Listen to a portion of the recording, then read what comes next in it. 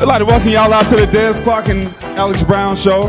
We have a special guest in the house tonight. I think y'all know who he is, Mr. Brian Urlacher. So can y'all welcome him to the show?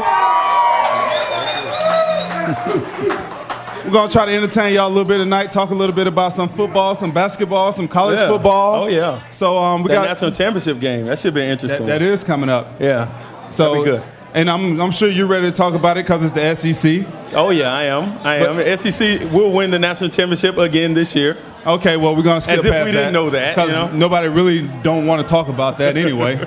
But let's get right into it. You know, we got Brian here, so let's talk about the season, Brian. Just looking back on this season, just tell us what's your thoughts now that you're past the season. And, you know, it wasn't the season that you thought it was going to be, I'm sure. But what's your thoughts on it looking back at it now? Disappointing. Well, yeah, Bears. Disappointing, I think, is the main word that comes to my mind. You know, we started out 7-3. We're rolling. You know, Jay gets hurt, and then we just kind of went in the tank after that. We didn't play very well as a team.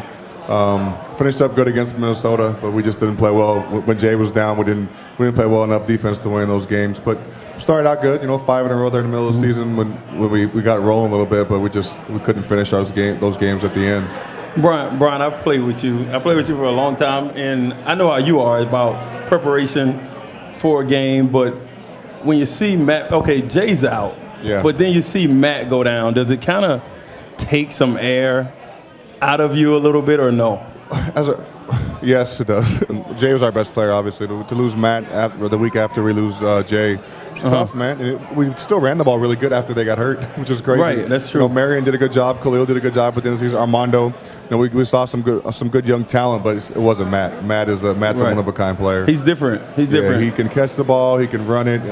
He blocks well. You know, he got a lot better as pass protection this year, but we missed them. We missed them both. Right. And just talking about Matt, one of the things that went on all year, I don't know if it was a distraction for y'all. Of course, we played the game, so we know you're able to kind of put that to the back burner once you get out there on the field. But what was the feel around the locker room all year when you guys got the question about Matt Forte and his contract situation? Well, we all want him to get paid. You know, as teammates, you want your teammates to get paid. That's the number one thing. And I think the hardest thing was when he got hurt. You should have heard our sideline. It was stress, man. When he went down with that knee injury, our sideline was quiet because you never know what it is at the beginning. You know, luckily it was his MCL and it was his ACL. But you know, you feel for the guy. I still think they're going to take care of him, hopefully, with a contract. But you want your teammates to get paid. Right. When he went down, I mean, it was scary for a lot of people. I mean, it looked bad. I played with him, and I was scared. Yeah, it was scary. You know, you don't want anything bad to happen because right up north, Adrian Peterson went down, and had he not gotten paid before, he wouldn't have gotten paid. You know, at least not that amount of money. It devalues your you know, cause especially as a running back, they think you can't play long anyway. You know, Tomlinson's been the guy who's kind of broken the mold with that. But yeah, then you get hurt late in the season like that, it devalues you a lot. You listen to the Des Clark and Alex Brown show. If you want to get in on the conversation, you could dial 773-382-8732. We're live on location in Vernon Hills at the Tilted Kilt, 447 North Milwaukee Avenue in Vernon Hills, with our special guest tonight, Brian Urlacher. We're expecting Peanut Tillman to be in tonight. But continuing on with the conversation, Brian, you know, you guys early on, it was a lot of criticism. 2-3. Yeah. After that time right there, what did you guys do to get it turned around to go on that 5-game winning streak? I don't know. We started playing better defense. We got takeaways, which we did do the first 5 games. We were 2-3, like you said. We played bad defense. We were horrible. Our first game of the year was our best game of the season, I think, defensively. You know, takeaways, touchdowns, no points, and then we started getting takeaways after the Green Bay and New Orleans. We started playing better. Even the Carolina game, we gave up 550 yards. Yeah. You know? I think during that 5-game winning streak, I think you guys had like 14 takeaways or something like that. Yeah. You know, we got the bounces. You know, sometimes they go your way, sometimes they don't. But we just played better. We ran the ball on offense. We controlled the football, and we took it away on defense. Over Lovey's time here, we see that.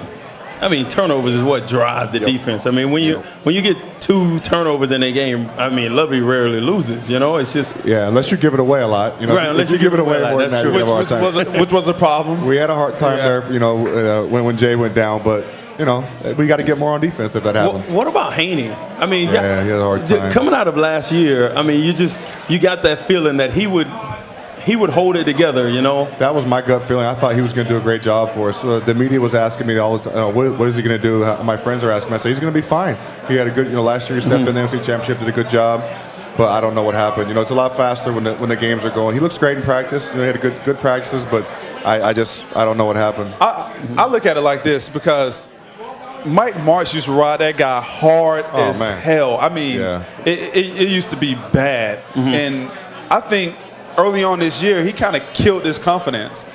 He was a guy like last year that was, he was a third-string guy, so he didn't have that pressure. But coming in this year, the things that Mike Martz was doing and saying to him, I just don't think he had the confidence going into these games that he had a year before and 2 years before. So I think it's hard when a coach does not believe in you and to go out and have to play for that guy. Well, confidence is everything. Confidence is everything on this level. Especially a quarterback. You want to I want my quarterback cocky. Exactly. Arrogant, cocky, not a jerk, but a cocky guy because he knows he can do the job. But on a good note, how about Josh McCown? I know. Josh McCown did a good job for us. He did. But, I think he came in on short notice. He came in on short notice, and I think what he did was he exceeded expectations. Yes. Not necessarily that he did a great job. He just exceeded what people thought. Yeah. Well, did he exceed expectations, or were the expectations very low at that point? Well, it had to be pretty low. Because the way of Haney was playing. I just look at his numbers and how the thing I like about him is his confidence. He's a confident. He controls the huddle, talking to the guys off. He controlled the huddle when he was in there.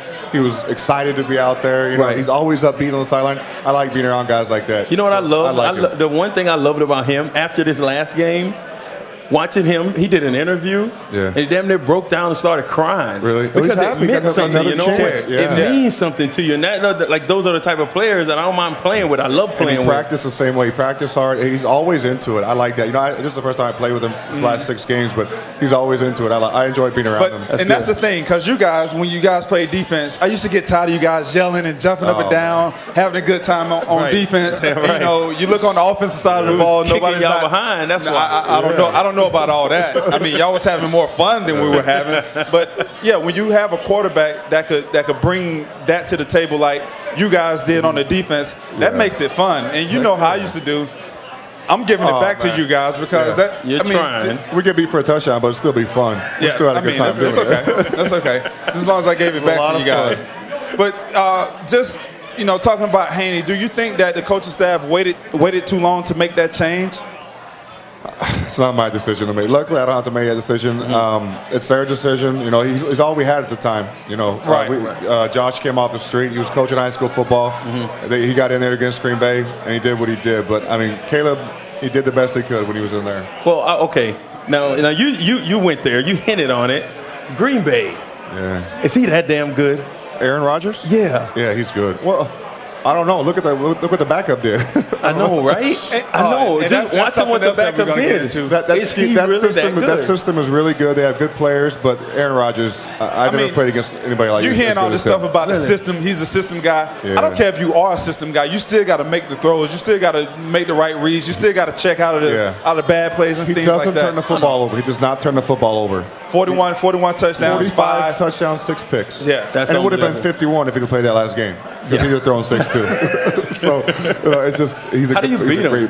Pass rush? You got to get pressure and takeaways, which he doesn't do. Yeah, they don't turn the ball over, and their defense, they got 40-something picks this year. So you have them winning.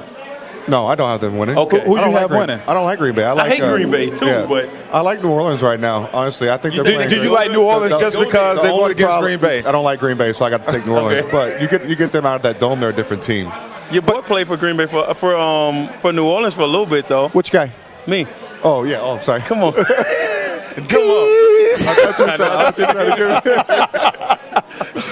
Now, do you wish you were still there? No, I wish I was here. No, besides, if you couldn't be here, do you wish you were still there right now? Winning games in the playoffs. Absolutely. No doubt, right? Absolutely. I love winning, so yeah. Winning's fun. Yeah, and they're scoring 45 points over the last 5 games. They're scoring 45 points. Can you imagine playing with an offense? Oh, you can because you did it 2 years ago. But with an offense like that, with scores like that, it's nuts. Crazy. It's easy. It's easy. The defense gets easy. Yeah. Pass rush every time because the teams are behind. That's right. All right. We had the president of the organization talking a couple days ago, and one of the things that he mentioned is that we have to stay up with the guys that's in our division. Yeah. What do we have to do going forward as far as talent, hiring a GM or whatever it may be to stay with the Green Bay Packers in the upcoming Detroit Lions? Green Bay is the team we're worried about. Detroit, I think we'll take care of. They had a good season this year, but we're not. I don't think we're behind them. We were this year, but we won't be in the years to come. I think with Green Bay, we got to build around our quarterback. I think he's our best player. You see when he's healthy what this team can do. I think we got to build around him, get him a receiver, get him some. Our O-line, I think our O-line's good. I think they'll be okay. Protect him and run the football, and I think we'll be fine defensively. There's a couple spots they're probably going to try and change some stuff up at, but we're set on defense, I think, for the most part. Talk about that O-line a little bit more, because when you lose an Olin Kreutz and Garza moved over, bro, and did an excellent job. Yes. Yeah, unbelievable. I think he should have been at the Pro Bowl. Oh man, I think he played a Pro Bowl. And then you get two guys to get hurt, two first-rounders that got hurt, and you still have an offensive line that was very serviceable for this. Look offense. How we ran the football this year. Right. We're a big physical offensive line. We gave up some sacks, but some of that's those 7 to 8 step drops that we took. It's hard to block that long. I think this was I think Lovey did it twice since he's been here. Ran for 2,000. Yeah, 04, 05 was when Thomas was here. So the offensive line, as much a crap they get from the Chicago media. They give up some sacks, but that's also guys hold on to the football a little bit too. Padding the football, not getting rid of it on time. The whole thing goes into when it comes to sacks, but I think we're good up front, man. We got a lot of guys. The guys are coming back off IR. Chris will be back. Gabe will be back. We're just going to add them to the rotation next year. Listen to the Des Clark, Alex Brown Show. If you want to get in on the conversation, you could dial us at 773-382-8732, or you could tweet Mr. Alex Brown at AlexBrown96, or myself, Des Clark. Tweet is the best. So much fun.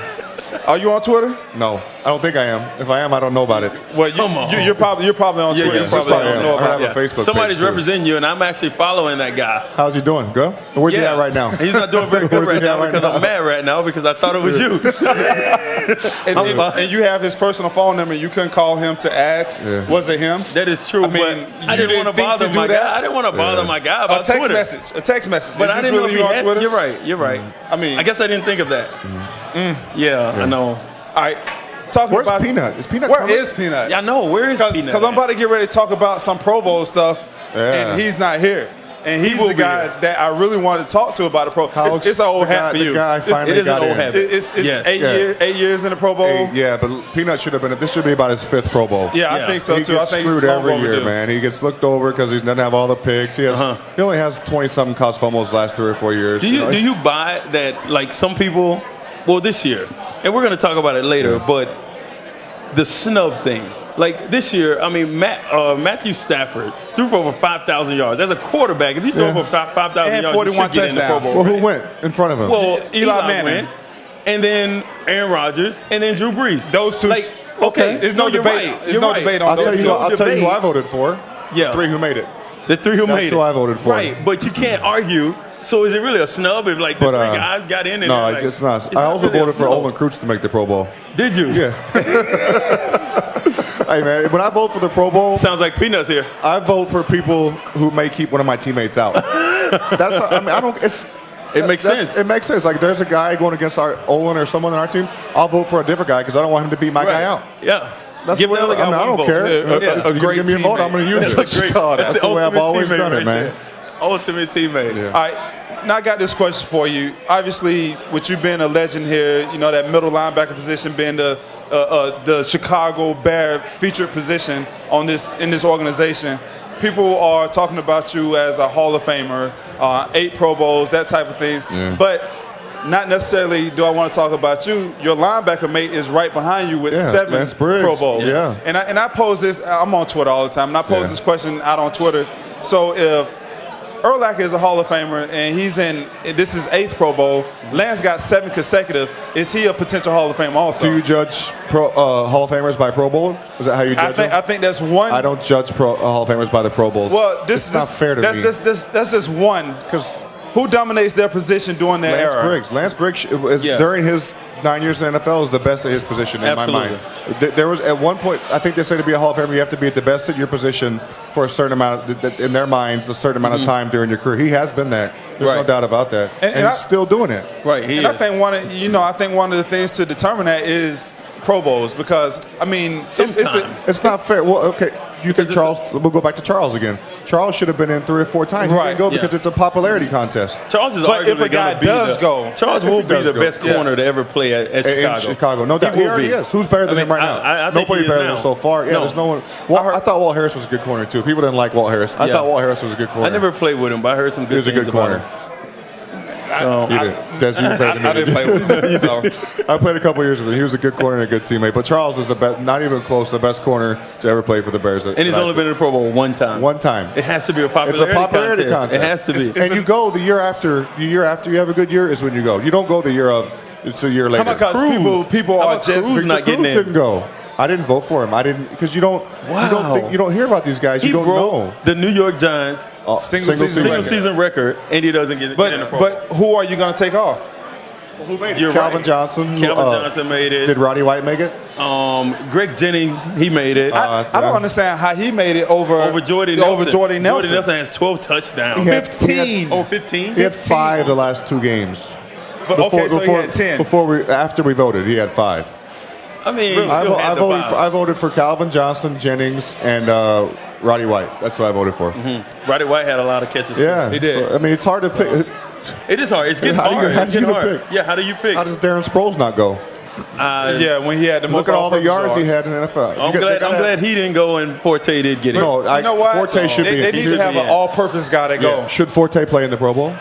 No. If he's healthy? That is a question I have for you right there. If he's healthy and he want to play? What if you guys win 2 of those games, the last 2 games, Forte is able to come. I mean, he's 80%. He's playing. You're his teammate. Yeah. You want him to come back? For the last game of the year? Last game of the year, and the playoffs are on the line, but he's not 100% healthy. He's playing. You want him to come back? It wouldn't matter what I think. Knowing Matt Forte, he would play. I know he would want to play. He would play. No, because he wouldn't want to. He would. Because he's a competitor. He wants to be out there. If you got a chance to get to the next level, you got to play. Yeah.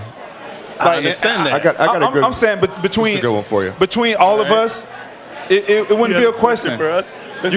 Last year we lose the NFC Championship to Green Bay, and Maurice Jones-Drew, the guy from Jacksonville, is dogging Jay on Twitter saying he's not tough. Yeah. But I think he missed the last 3 games of the year with a knee injury. Yes, he did. And they had a chance to make the playoffs, but he couldn't play. And he's their best player. But he's their best player. Unbelievable. But Jay's not tough. No. But he couldn't play the last 3 games, and he's calling Jay out on Twitter, saying how he couldn't play. But his team had a chance to make the playoffs, and he didn't play. Right. I don't see how people can even talk about Jay not being tough. You can't talk about Jay. The guy's been sacked 102 times over the last 2 years. It's not a question anymore. It's unbelievable. It's not a question anymore if he's tough. I got a question about Jay.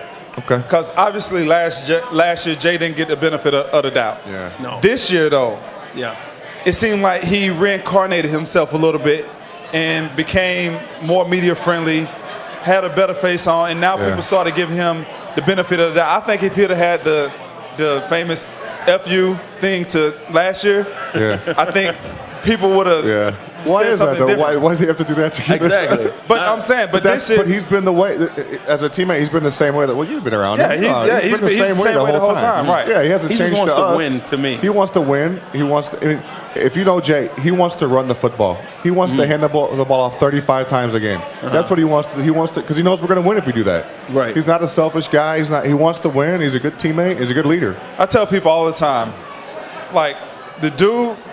I don't care what you think about him personally. Most people don't even know him to have an opinion. Yeah. But as an athlete, as a quarterback, he's gifted. You cannot get a better competitor than a Jay Cutler. He's something else. Agreed, man. And going forward next year, they're saying they're going to give him more say-so on the offense. Yeah. I think that'll be a good thing because I believe he could be like a Peyton Manning. He could be like a Aaron Rodgers. He's so smart, man. And he could be like a Drew Brees if he was given that type of ability. All those guys you're saying, they have, I mean, not to say Jay don't have the weapons around him, but he needs more weapons. We have one big receiver. All of them at least have one. At least one. Right. I mean, I think if we get him one big play, we got Devin Hester, we got Jai Knox, Earl Bennett. We got big guys. I mean, not big guys, but big play guys. We need a huge play guy. That's what he Charles. needs. There's Charles. There's Charles. Hey, there he is. There's Peanut. You had to go to Best Buy? Yeah. You put us off for Best Buy? Yeah. Thanks. Really? And you can take those off. I had to get some stuff for Hawaii. I had to get some stuff for the Pro Bowl. Really? Nice. And we was just talking about you in the Pro Bowl. Charles just said he had to get stuff for the Pro Bowl. You know? Pro Bowl's not for 5 more weeks, Charles. Well, congratulations, Charles. That is an unbelievable accomplishment. And like we were talking about earlier, we think you should have made it a long time ago. Thank you. When you found out that you was going to be in the Pro Bowl, what was your reaction? How did you feel emotionally about that? First reaction, come on. First reaction? Damn. Can't believe I made it. So I sat there. I was watching Talia swim. I was like, all right. It came at a perfect time. I had my in-laws, my parents were there, and then I finally broke the news to them. And everybody jumped for joy. Did you, I mean, like what we think, we know that you've had. What are you doing over there? Breaking the mic. I'm going to need y'all to get some better equipment for this damn radio show, okay? Y'all should have went to Best Buy. Are you serious? We know that this right here wasn't, I mean, in your opinion, and I've talked to you about this, that this wasn't what you thought was your best year. No. So why do you think you made it? Finally, I don't know. I think the coaches finally believe. They finally recognize my talent. I don't know. I think. So you're saying you're talented? Well. What do you mean? So you're saying you're really talented? I'm talented. Oh, okay. I'm extremely talented. People recognize you're a talented guy. You're a talented guy. People finally recognize his talent. He said. I think people finally just recognize that I can play in this league and I'm good. I don't know. I don't know what took him so long. Peanut, we were just talking about you could very well be the best corner to ever play in Chicago, and you think people just realize you're good? Not in Chicago. Oh, no. okay. I think the Chicago fans knew. You're the best. I think the Chicago fans knew that I was good. I think all the other 31 other teams and all those fans and coaches. No, I'm sure Green Bay knew that you were good too. Oh yeah. Because you remember the game a couple years ago? You single-handedly kept us in the game with those 2 strips when. James Jones, that's his buddy. Yeah. Yes, because at that time they were moving up and down the field on us, and if it wasn't for those 2 strips, we would have been out of the game. Yeah. So I'm quite sure the people in this division know. Is that an art? Like how you punch the ball? How do you do that? How are you such a good stripper? Are you a stripper? Are you a stripper? I am a stripper. Are you a stripper? Like I do. And I'll be taking dollar bills all night if y'all want to pin them on me. Now tell us how you strip the ball. I don't know, man. I just punch it. I think the key is the punch. I don't think you can strip. I think it's all about punching. You got to watch it in slow motion. He hits the ball perfect every time. It's like you punch it down. It doesn't matter how you hold it. I've seen people hold it different ways. I've seen people hold it with 2 hands and he still punches it out. He punch it out. He doesn't punch hard. You don't want to give away the secret. You got to come down with the punch, though. You got to bring it down. You got to bring it down with the punch. How do you teach that? You just punch down with it. Yeah, you sound like, you know what? In 2004, Richard Dent, who was a Hall of Famer this year, congratulations to Richard, he tried to come in and tried to teach us how to split a double team. Yeah, and we couldn't do it. I don't think we're going to be able to do what? Split a double team. You actually showed me that technique. Oh, man, it was hilarious. Oh, man, we were getting killed. It was hilarious. But now you're trying to show us how to do this. I don't think we're going to pick that up either. No. It's a craft. It's something that I've if you're really strong, something I've mastered for a long period of time. I don't know, man. I just have fun. I guess the hand-eye coordination has something to do with that. I don't know.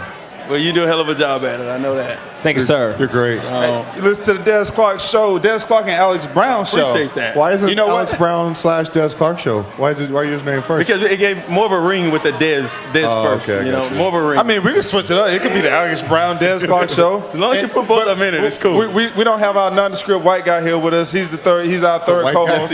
Yes, that's why I'm here. That's why I'm here. Look him up on Facebook, everybody. Look up nondescript white guy. Oreo cookie. You'll see our third. Will up here, and I'm gonna call him our third Will. You know what? It was. He likes to be talked to like that, by the way. But it was funny because we got a tweet. Well, he got a tweet. Yes, he did. Somebody tweeted him and said, "I never want to see you on the show again." And then they say you only the show's mascot. Yes. So now not only is he the nondescript white guy, he's the show's mascot. Yes, he is. So he's actually out there tweeting, trying to find a mascot name for himself. I know he's pretty nuts, honestly. Yeah, he is. You got to see this guy. He's nuts. Going back to the Pro Bowl, you had another cornerback, Corey Graham, who finally made the Pro Bowl, who should have made it last year. Yeah. Talk about that a little bit, the way he means to this team on special teams. And he did a good job playing nickelback this year also. Yeah.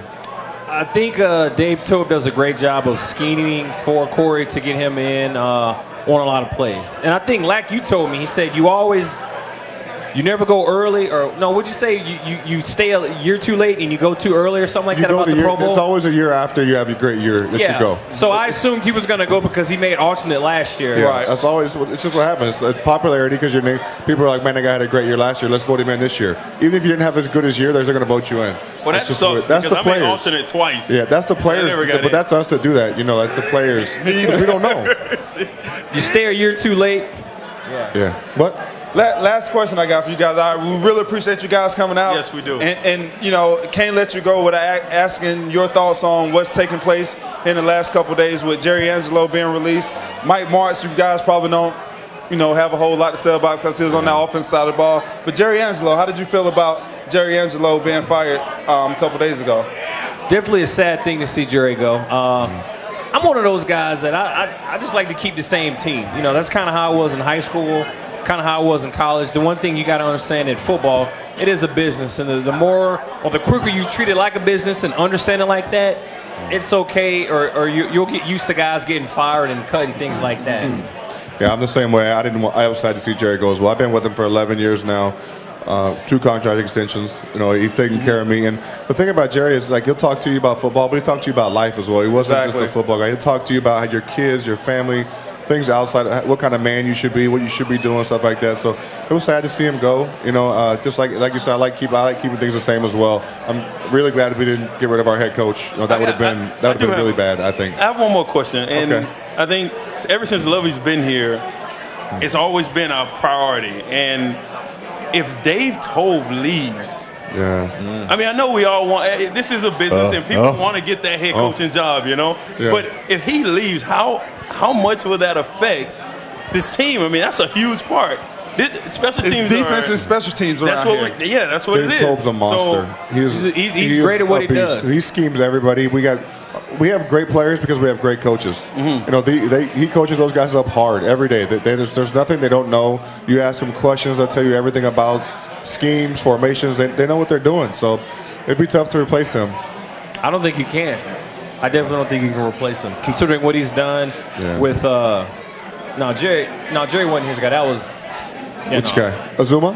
Yeah. Jerry was here 1 year with Tobe, I think. Yep. Okay, so he had Zoom. That's it. That he made it to the Pro Bowl. Yeah, Pro Bowl. He had the year with Bash. I'm talking about the 107-yard return, 108 return. The next year you had Devin do it. Johnny went to the Pro Bowl as a returner. Johnny went to the Pro Bowl as a returner. DA, not DA, Brandon Imadejo, Corey Graham. Israel Adonijah was an alternate 1 year. I mean, there's a reason those guys are really good. Yeah. But it'll be good. I mean, he's a good guy, so it'll be good to see him if he can get that head coaching job. That'd be awesome. You're pulling for him, but we want him here. I want to see him get a head coaching job. That's why you play this game or you coach to get your own team. John Harbaugh was a special teams coach forever in Philly. That's who he came from. They coached at the Pro Bowl my first couple years. You know that? Yeah. They're great, man. So I hope he gets it, but at the same time, I want to see him back here. But I really like to see him as a head coach. Get his own team. I really appreciate you guys coming out. Can we give it up for Brian Urlacher and Peanut Tillman,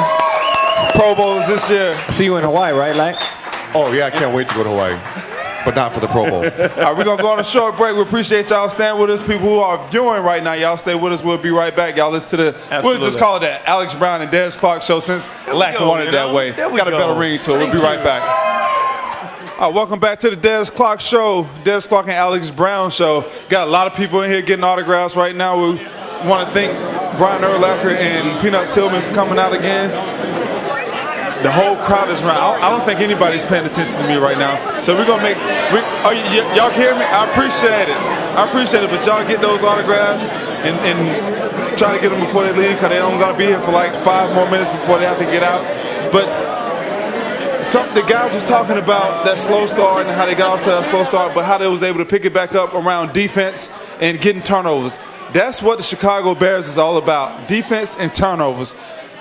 Even with, and this is why it was an indictment on Jerry, because even with the offense not doing so well this year, you still have to put a product out on the field that's going to, I guess, be a stopgap and not be the detriment of the team, because if we get good defense and we get good special teams play, we're going to win the game. If you guys remember back in 2005, our offense was horrid.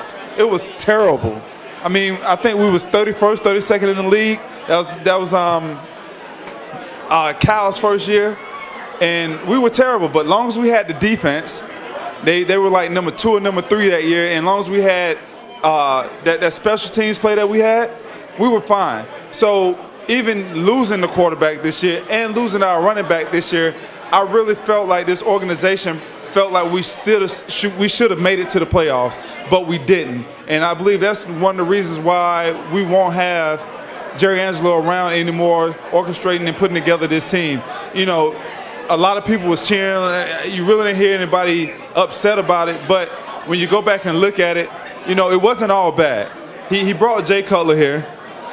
He also got Julius Peppers here. So those are 2 big guys that's on this team that's making a real big impact for this team. He also drafted Matt Forte, and we'll get into a little bit of the mishaps that he had later on when Alex Brown is back. But right now what we're going to do is just going to take another short break, let this crowd kind of dissipate a little bit, get Alex Brown back on, and we'll be right back. If you want to call in, you can call in at 773-382-8732. We'd love for you to come in with your questions and comments. We'll be right back in 2 to 3 minutes.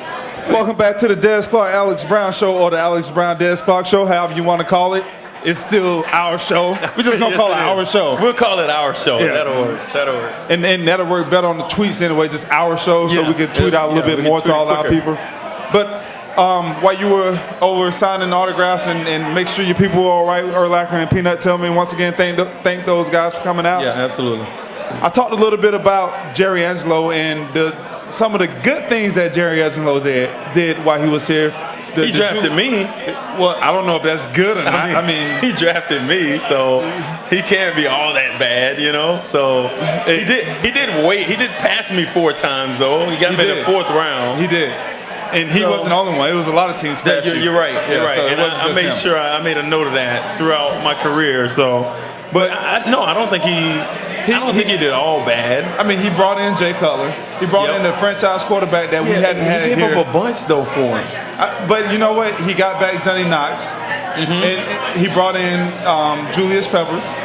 He drafted Matt Forte. $90 million brought in Julius Peppers, you know? But, I mean, yeah, you're right. It's not like he drafted him, you know? He brought him in. He drafted Matt Forte. Yes, he did. Now, that's a good. He drafted Charles Tillman. He drafted Lance Briggs. And that's what I want to go through. He's been here for, 11 years? Yep. His first draft was 2002. Yep. And if you look at his draft record, starting back in 2002 with Mark Colombo, Roosevelt Williams, Terrence Metcalf, Alex Brown in the 4th round, Bobby Gray, Brian Knight, Adrian Peterson, Jamin Elliott, Brian Fletcher. Is that a win or lose draft in 2002? Well, I think it takes give a draft 3 years. Well, that's 2002. This has been This has been 10. I'd say it was a lose draft. I mean, and that was my class. We had you. Terrence Metcalf stayed around for a while. Metcalf didn't play. He didn't play. Mark Colombo was hurt. And Colombo was hurt. He went other way. He went other places and played. Adrian Peterson was a utility player that served. That did well on special teams. Yeah, and he was a 6th rounder, so that's a good pick. But everybody else was. You know what Jerry's problem was? His 1st round pick. Okay. Like when he would draft first rounders. Like Michael Haynes? Well, Michael Haynes, I think, is the exception, okay? And the exception because Michael Haynes was drafted for Greg Blotch when he was here. He was drafted for that particular system. Even in that system, he wasn't. No, but he was more fit for that system. He still had a chance, but once Levy got here, he didn't want the big defensive The problem was, God dang it, did he even watch any film of Michael Haynes when he was a junior or a sophomore? He had one good season his senior year, and they drafted him in the 1st round off of that. Rex Grossman. That is a problem. Rex Grossman, 1st round quarterback. Rex Grossman was hurt. Okay, he had a bunch of injuries, and the first year he could play 16 games and went to the Super Bowl. You draft a quarterback, and you say, okay, he's going to take me to the Super Bowl. Okay, great. A lot of people would say that,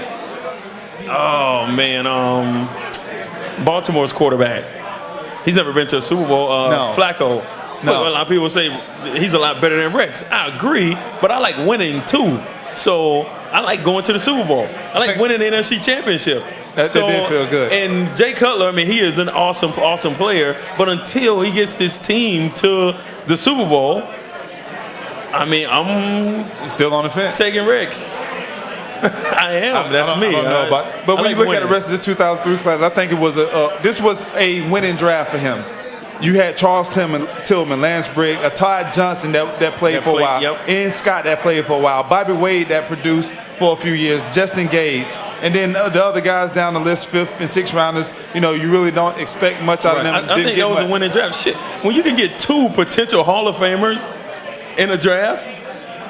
Charles Tillman not Hall of Fame, but I mean, just the best cornerback, the best cornerback in franchise history, and then you get a Hall of Fame linebacker. I think that's a pretty damn good class, honestly. I want to get back to this draft record of Jerry Angelo. But talking about him getting fired too, I think it was a little difference in philosophy going on up at Hallis Hall. That maybe that's the reason why he got fired. Also, you know, I tweeted the whole thing about egos and bumping heads, and that led to the dismissal of both Jerry and it's funny because Mike Tice resigned before they didn't sign Mike back. Tice. I mean Mike Martz. Mike Martz, yeah. Right. But do you think that him and Lovie seen eye to eye? Because it was just so. I don't think they ever saw eye to eye. It's just so strange that you would have thought if they were gonna get rid of one, that both of them would be gone. Well, I think management, including the president and then the McCaskey family, I think they saw where Jerry Angelo's putting together a team, and Lovie's being said, okay, win with this team. I'm not sure that he had a whole lot to say with it. Yeah, he had some to say with it, but he didn't have a whole. Did he bring Martz in? Yeah, that was Lovie. It was all Lovie. But some of the players over the years has been Jerry Angelo and Jerry Angelo only. Well, go back to Mike Martz. Jerry Angelo did not want Mike Martz here. No, he didn't. He wanted a lot of other people before. It was almost like anybody but. See, like him, you know, and that's why I said it has to be some dynamics going on that we don't know about, because you get rid of Mike Martz, right? You almost supposed to get rid of the guy that brought in Mike Martz, not the guy that didn't want Mike Martz. Well, and everybody talks about Mike Martz, and frankly, that offense was doing pretty damn well when they were 7-3. They were doing pretty good. They scored like 30 points. I think what people didn't like was that Jay was standing back there getting the heck knocked out of him all the time. But he was throwing touchdowns. And he got sacked 102 times. That's a little bit of the offensive coordinator's fault, and then that's some of Jerry's fault for not drafting guys. You draft 2 first-round left tackles that have had previous injuries before you draft them. That makes no sense to me. Like, get a guy that's played the college football level and played it well, but he hasn't been injured as often. Chris Williams came in here with a back injury. Karimic came in here with an injury. And they knew about it. And they knew about it. And you still take this guy in the first round? Now that is what I have a problem with. When you have a team, the whole concept of the team is to run the football and play great defense, and then you go out and you draft Greg Olsen, which I think Greg Olsen is a great player. Especially when they had me here. Especially when you're here. Exactly. They had me here. Exactly. You know? I mean, but seriously, like, Greg could not. The number one play for the Bears during that era was power O. You got to be able to run the power O, and if you can't block it, and that is all predicated on the tight end. If what we're taught is if we can beat that tight end, we can take away the power O. And Greg couldn't block the power O. He tried hard, but he didn't have enough in his backside. But in practice, we used to run the power O all the time on you guys, because the tight end used to block the defensive end, and we used to gash y'all all the time. Y'all used to run because the tight end used to block the defensive end all the time. Well, I can't play both sides. Wale, okay, I'm not going after you, my guy. That's my guy, though. But I mean, you guys were really good at it. That's why you guys were really good at it, and that's like that right there is what I didn't understand. I didn't understand drafting Cedric Benson with the 4th round pick in the draft when you have a guy that's running for 1,300 yards in Thomas Jones. See, there was a lot of questionable moves. You bring up a lot of good points. You have Lovie Smith preaches, we get off the ball running. Yep, you get off the bus running. He goes and get Mike Martz. That went out the window when it went and got Mike Marks. Don't understand it. Okay, you got that, and then you have your general manager who is you thought was subscribing to Levy's philosophy of getting off the ball running, and then you go out and draft, a Greg Olsen. Right. So the whole time, when you look at the winning organizations that win year in and year out, it seems like those organizations are on the same page all the time. Right. Here, last year, I can't speak for this year. Last year, it was a mess. I mean, you had coaches. I just put myself in a situation. You had Mike Marks, who was trying to keep me off the field because he brought in his guy. But you had 3 other offensive coaches that were trying to do everything that they could, even going over Mike Marks' head, going to the next guy to try to get me on the field. That's crazy. So it's crazy. It shouldn't happen like that. And playing down in Louisiana and for the New Orleans Saints, it was completely different. Pierre Thomas, who has played for the New Orleans Saints for quite some time now, he was an undrafted free agent, and he beat out a 3rd-round pick running back that year. They could care less what you're being paid, or they could care less of where you were drafted.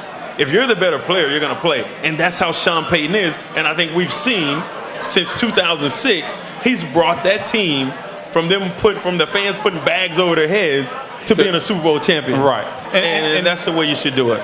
And that goes back to something else. What I didn't like about this organization, and hopefully this is going to change, is giving jobs away. Right. Like they did with you and Mark Anderson. Like, you don't have to earn it. One thing, and I talked to a player today about this, and he said the accountability of the team is not there. You don't have coaches and other guys on the team holding everybody else accountable. And I think that's a big thing. Trying to get to that next level, you got to have guys on the team that's going to say, look, you're either going to do it like this, like we do it here in Chicago, whatever that standard is, or you're not going to be here. You lost that with Olin Kroops. Yeah, you did. You lost that with a guy like yourself. Well, you're going to lose it eventually. I think the key is to find people that can replace those guys, that can keep the tradition going, so to speak. Like Brian's sitting here and Charles Tillman sitting here. Brian's been playing for 33 years. He's going to be 34 next year. As much as we would love for them to play forever, they're not going to. It's not going to happen. Charles Tillman is not going to play forever. So Lance Briggs is not going to play forever. They need somebody. They have nobody behind these guys that's going to take over when they're done. Brian going down in that last game, that should scare him enough. Him going down was the scary part. But what's scary is that there's nobody else. Who are they going to get in there to call those plays? You can't move Lance. They're going to move Roach over. That's the plan. That's what all you said. got. That's all you have. And then put who at Sam? Who you going to put at Sam? You have nobody. They have to start thinking about this. And I think all this comes back to getting good talent, somebody that can evaluate football talent. And I know they have this thing about good character guys. I want somebody that can play damn football. That's what I want. That's what I want. Okay, the good character thing went out the window today. It counts for something, but like you say, it comes down to playing football. You got to play football. You listen to the Des Clark, Alex Brown Show. Why don't you come out to the Tilted Kilt in Vernon Hills for all the NFL playoff action going on from this Sunday all the way up to the Super Bowl. So we'll be at the Tilted Kilt. Yes, we will be. Next week, we should be next Thursday, yeah. And then June 19th, we're going out to Roselle. We'll be out in Roselle. Tilted Kilt out in Roselle. Perfect. So all you Tilted Kilt. Looks like we got some Roselle out there. Some people out by Roselle. We got some people out by Roselle. See, you know what? You made that drive all the way up here, so we know you'll make the drive. 2 weeks from now, we're going to make the drive to you. Right here. Next week we'll be here. Yes. Yes. Do we have Brian back on? Is he still on? Is he back on? Want to get back to him if he's not on. Is he back on? Okay, we're going to keep the show rolling there. Make sure they call in. Come on, call in. Call in 773-382-8372. Absolutely. Give us your questions. I mean, we're interactive 8732. I'm sorry. We're interactive show, and we want people to call in with your questions. And hey, we want to want to see what's on everybody else's mind. You know, I want that guy that sent that tweet to Ryan to call in. I want him to call in. That was pretty. That was pretty sick when he sent it to us. I was like, whoa. Like, you know, and you know, Ryan is probably watching right now. Ryan is watching. No, sometime during that first session, he was trying to call in, and I didn't have the IM all the way up. And as you can see here, the guys over there was saying Ryan is trying to call. No, I'm glad you didn't get him. He gonna be mad. And then he's sitting right here. Hey, take a phone call. He probably wanted to write a little bit more. Hey, we saw about that, Ryan. Oh, my God. You know, he has to do his thing every first Thursday. He's on. Ryan's on? Ryan's on? Oh, my God. Hey, Ryan, Ryan, we're just going to say we're sorry because we don't want to get I'm going to say I'm sorry right now, Ryan. I didn't know you were watching. I'm sorry, Ryan. Ryan, what's going on, man? How you doing? Good evening, guys. Not only was I watching, but the meeting I'm at, the entire room was watching. We had it up live for everybody. Perfect. That's great. So we had about 100 viewers of the show all at once. Oh, that's wonderful. That's what I'm talking about. Oh yeah. So what's going on, Ryan? I wanted to talk about what you talked about a lack of depth going on in the Bears. To me, that's the main reason Jerry Angelo needed to go, and I think it's a great thing that Ted Phillips finally made a decision. However, and I don't know if you guys talked about it already. What is your take on a new GM coming in and not being able to name his own coach? Well, that's just the way it has to be, and that's going to make the position less attractive because any good GM, he's going to want to bring in his guy. So I think the perfect marriage would be bringing in a guy that's okay with Lovey. And they talked about the guy that's with Green Bay, that coach with Lovey with the University of Tennessee in '93 and '94. So he's taking interviews other places too. So they better tighten the Raiders if they want to get him. I think it's got to be a situation like that for a GM to come in here that's going to be a name brand GM. Right, and I'm not sure he's a name brand. He's going to be a new. It'll be his first gig as a. He has a stamp of approval from Ron Wolf. Oh, okay. Are you guys talking about Reggie McKenzie? Yes, we're talking about. Yeah, that's what we're talking about. So what I believe, I think that the GM that comes in here, he's gonna have to be flexible, but that GM's gonna understand that if Lovey has a bad year, then he's gonna get to pick his coach anyway. So it's almost like a win-win for him. If Lovey has a good year, he looks good. If Lovey has a bad year, then he gets to choose his own guy. So I just hope that he has an eye for talent. That's what I want. I want somebody in here that can go through a season like this, and instead of losing 5 out of the last 6 games, they can actually go 3-3 and get into the playoffs. Hold things together. When your backup quarterback comes in, not only does he come in and kind of be the glue to keep things together, but hell, he goes and break a record that Brett Favre and Aaron Rodgers never did. Like a Matt Flynn, like something like that. Like have somebody that can play. This kid came in last year and played for New England. Matt Flynn we're talking about for Green Bay, the backup. He came in and played at New England. They lost, but he had a hell of a game. This year he came in and he played and broke records. This kid is going to sign like a $50 million contract. He was a seventh round draft pick out of LSU. Yeah, LSU they weren't a throwing team anyway. So what is it the backup quarterback named Matt that gets to sign big contracts? You have Matt Flynn, and a few years ago we have Matt Castle. Right.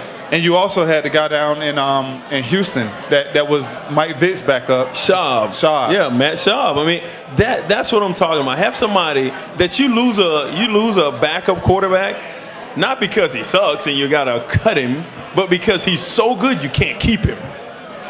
Can't we ever have? I mean, we had it, I guess, when Rex was here, and I know a lot of people hate Rex, but even for that, with Rex, we still had Kyle behind him. Right. So if somebody got hurt, we had people. I mean, when I say we, I mean the 05, 06 years.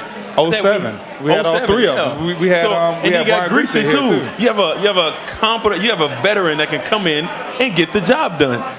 Like those type of things is what you need, and that's what the new GM needs to be able to do, and that's to really see and evaluate talent and bring him in and let Lovey do his thing. So you guys believe that Lovey is more than likely on his last, straw in the next year if a new GM comes in because, Lovey's contract only goes through 2013. Most teams don't allow a coach to enter the last year as a lame duck coach. And so, let's also face it that Lovey has had 26 ex-assistant coaches now. That's the most in the league. But I'm going to tell you something right now. Lovey will get extended. I think he will, too. He will get extended. And Lovey has all the power in that building right now. Just listen right now he does. Listen to everything that they're saying. A GM who comes in has to be Lovey approved. Yes. I mean, when does that happen? Lovey's sitting in when they're like, oh, do you want to? What about this guy? What about that guy? He's in there. Lovey got to stamp the guy that's coming in. That's how much power he has. And I think Lovey is going to have the power of a Belichick, of like a Reed, Andy Reid. He's not going to have that. Yeah, he's going to have Andy Reid. He has all of that. Like he's the vice president, the GM, and the head coach. Like, but he's not going to have that in title. Right. He's going to have it just in his influence. But do we? I mean, honestly, do we think? I mean, I think Lovey's a hell of a coach. We got somebody calling in? No, I was just going to get the last point from Ryan because I know he's okay. out in. Yeah, I got to hang up in a minute. Go ahead, Ryan. No, I just said I have to hang up in a minute, so make your last point, Dad. No, I was just going to let you talk because I do believe Lovey is a good coach. Just look at his win-loss record. Right. And like I said a few times this week on different outlets, is that he's done more with less than any other coach in the league, I think. I would agree with that. The lack of depth here has been alarming. I think he has I hope that our new GM can bring in some depth, evaluate talent at the top of the draft, and really turn this team around. So it'll be an exciting next couple of weeks as we start to see some of the requests and the interviews that go on to see who they're going to bring in, not only at the GM, but also who Lovey brings in at the offensive coordinator position. So you guys are doing a great job tonight. Say hello to everybody, Tilted Kilt, and we'll see you guys next week.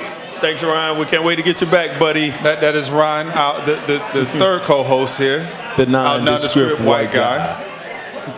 That is his name. Look him up on Facebook. You will see his picture. I honestly look him up on Google him. Google him, and it will come up. Yes. I honestly believe that Lovey is a hell of a coach. Okay, but I think if you give him the talent, he'll win a Super Bowl. I really do. I mean, the most talented team that he had here. Not according to him. Oh, well, he has to say that. He doesn't have to say anything. Well, you just don't say it.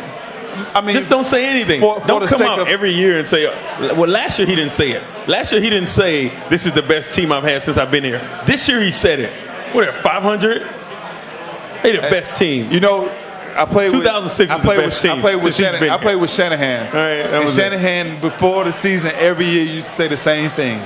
He had Elway, 2 Super Bowls. I came after Elway, and he said that after the Super Bowl, and we went 6-10. Well, if that's the way, if that's his philosophy, then I'm gonna believe him. He won. He went back to back. He hadn't won since. No, but he did go back to back once. That's why he got that job at Washington. And he's doing what now? Well, what are they giving him over there? Let's not get on that. What he has all the control. He has all the control. Oh, okay. He's the vice president. He's like Reed. He's the vice president. That's what he was out in Denver. Well, they need to fire him.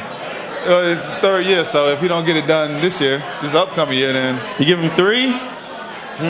He needs to do something. He spent a lot of money over there. Yeah, I mean, that's Snyder spending That's money. Snyder. That's probably cheap for him. He don't care. Yeah, but you're listening to the Des Clark Show, or the Alex Brown Show, or the Alex Brown Des Clark Show, or the Des Clark Alex Brown Show. You can just call it our damn show if you want to. And I'm sorry, we got kids in the house. My bad manners here. Excuse me, parents, because I do want y'all to come back next week.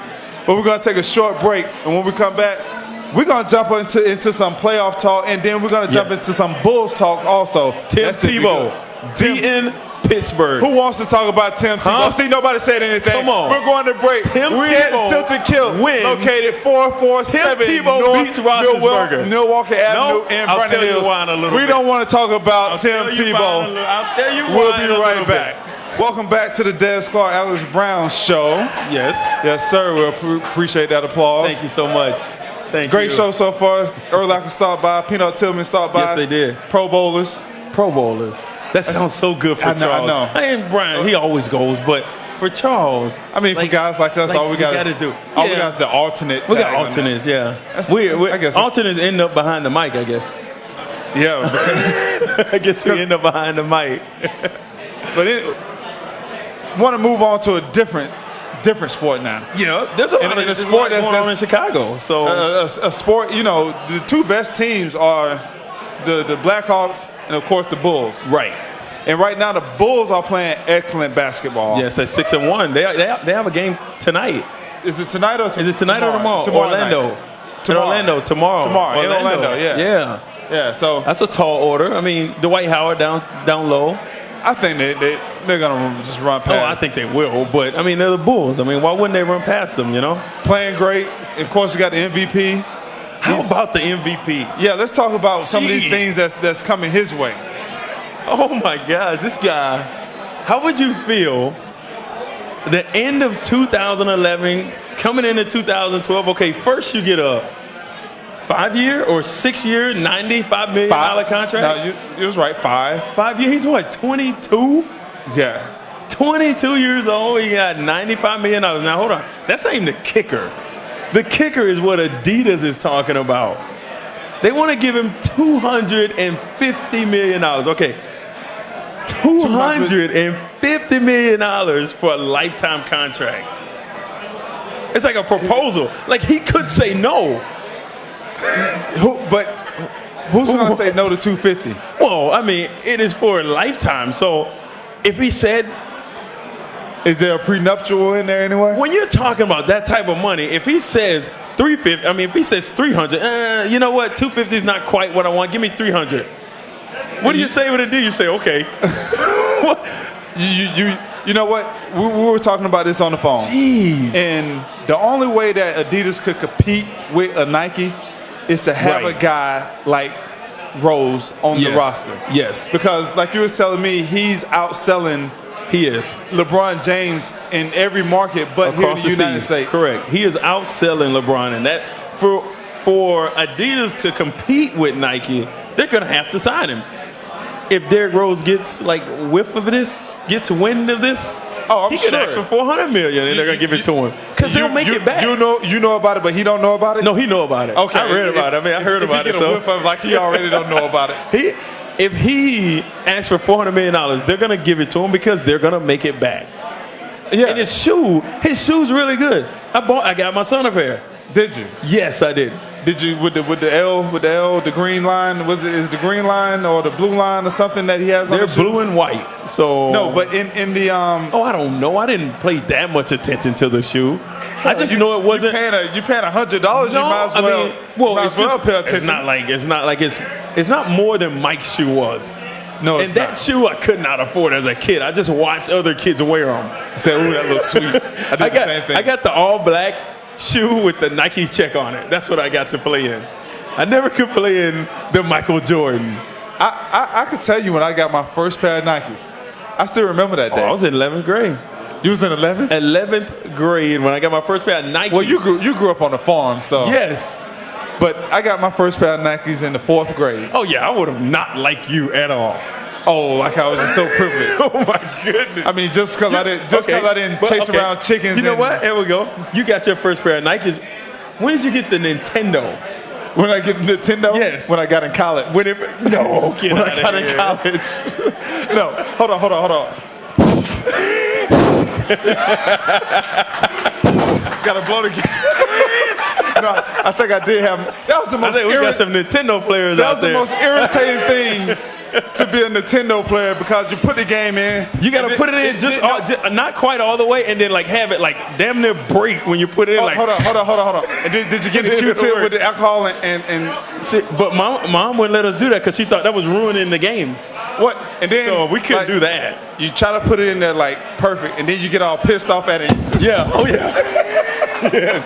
I have four brothers. So you're in this super intense game and you're playing. and he walks by and he kicks the damn Nintendo. Is one of those brothers? Me? Is that the brother that's in here tonight? Oh my God. No, that's not him. Oh my God! How mad does that make you? No, I'm gonna tell you. No, I was so. I have 3 brothers, but it was only 2 of us because my youngest brother is 12 years younger than me. So it was just 3 of us. But it was just 2 of us, me and my brother Paul.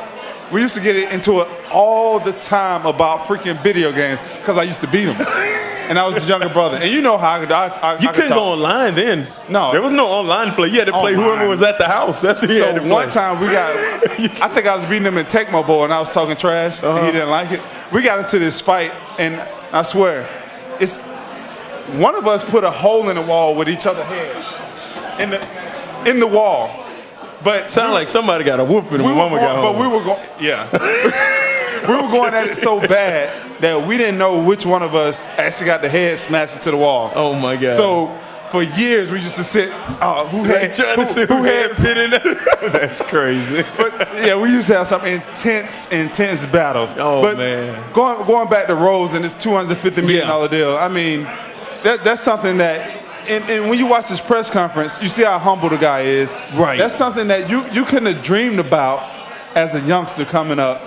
Somebody offering you $250 million just to wear their shoes. I think the whole story about him growing up here in Chicago or south side of Chicago and going to Memphis, playing there for a year, the Chicago Bulls getting the #1 pick that year because they had like a 7% chance to get it, maybe even less.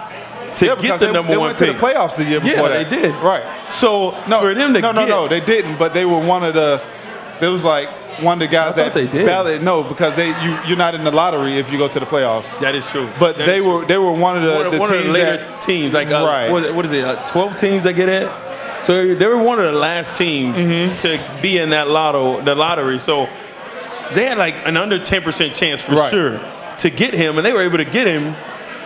And there was no question that you were going to pick him. Well, for a time, who was the guy? He's in Minnesota now. Yeah, no, there was no question about that. Michael Beasley. There's no way you pick Michael Beasley over Derrick Rose. I'll be honest. At the time, I liked him. Chicago did not have an inside game. And I was saying they need an inside presence. So, although I thought Derrick Rose was probably the better player, I thought the Bulls needed an inside threat. So you're not saying that Beasley you thought at that time was the better player. No, you just think it's just a better fit. Okay, right. I can understand that. But obviously, I was wrong. Yeah. They have changed his team too to fit what he does. So but even with that, like how like you were saying, how humble he is, how he's so quiet. He's came out a little bit, but he just seems so quiet to me. Watch him on the basketball court. Oh my God, he talks on the basketball he's court. Nuts. Like he's like competitive as hell. Well, that's the kind of guy that you like. You hear about him on the basketball court, but not outside of the basketball. That's what you want. That's what you want. I mean, I think that's the same thing. Okay, and here's a huge difference between the Bears and the Bulls because you have this clean-cut guy that never gets in trouble. He does everything right. And he's a hell of a player. They paid him. Right away. The Bears, Forte, they don't pay him. Clean-cut guy. Never gets in trouble. He never gets in trouble. You never hear about him. The guys that you hear about getting in trouble, they always make all the money. Yeah, sometimes. So Albert Hainsworth got $100 million. That is true. So, I mean, it's just Forte should be paid, and I think we all know that. I think we all can agree to that, So, okay. I think back to the Bulls. You got that off your chest? Back to the Bulls. I did. I got that on my chest. It just felt like you had to get that off your chest. So, it's 5 Bulls that's on the NBA All-Star ballot right now. Right. Derrick Rose, Joakim Noah, Florida guy. I mean, he has to be on that ballot. That's enough. We had enough about that Florida stuff. Luol Deng, Carlos Boozer, Richard Hampton. Carlos Boozer's on there? Which one out of those, you don't like Booze? No, I love Booze. I think Booze hurt us last year. He got to step it up this year a little bit more, too. He needs to step it up this year. He had that one good game when he had 17 points in the first half when they blew Memphis out by 40. But right now, he's averaging 13 points a game, which is even not last good game, enough. He started out real bad. And ended up with, 19 points, I believe. But he's just – he has to be more consistent. He has to be a presence, but he's at 6'8" or 6'7", right? How much of a presence can he be? He's not Charles Barkley. He's a big body though. He's a big body, but he's not like mean. He's not like a mean. He's not a dog. Dude. He's not a dog. Yeah, you don't need a dog back there. You know, like he don't have that. Like you need that. I think to play down low. How many of these guys do you think will make it to the All-Star game? Of those that you just named, Dean. I mean, 2 at the most. Rip's not gonna make it. I mean, he's not gonna make it. Boozer, Joakim. Right now, Joakim's you know what? I'm kind of disappointed in Joakim also to start off the season. Joakim has been slow, but Joakim is not. He's never like that.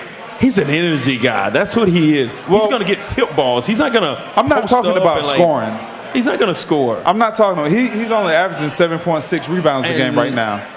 What do you want him to average? 11? I want him at 12. 12? Well, one before he got hurt last year or the year before, he was leading the league in rebounds. I think he'll be there.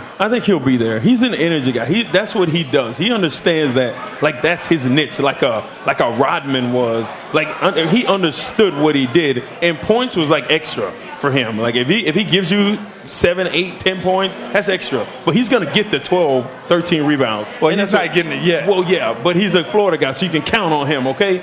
You can count on him because he's a Florida guy, and he's a hell of a player too. I mean, he's a hell of a player. I'm a Florida native myself, so no, he played at the University of Florida. That's what it's about. Never mind it. Yeah, yeah. He needs to average more than 1 block a game. I think he has to be at 1.5, 2 blocks a game also because that's what he's there for. Is that defensive presence, that rebounding, and that energy, running up and down the floor, handling that big guy. So for me to say, okay, that he's playing well, he's doing good, his numbers got to come up a little bit. I mean, I agree with you.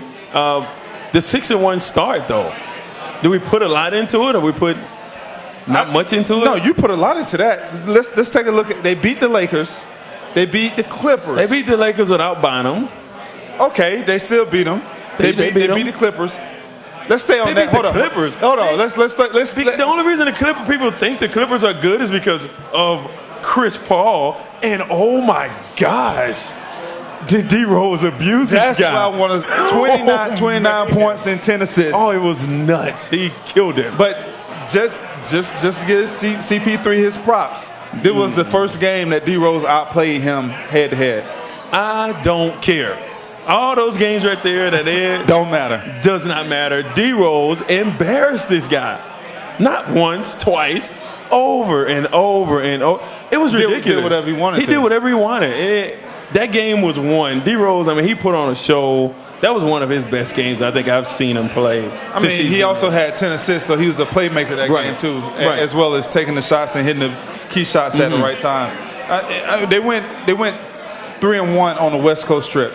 I don't think they ever been that successful since the Jordan era of going on that West Coast trip and coming back. Right, with that kind of success. And the team that they lost to is Golden State.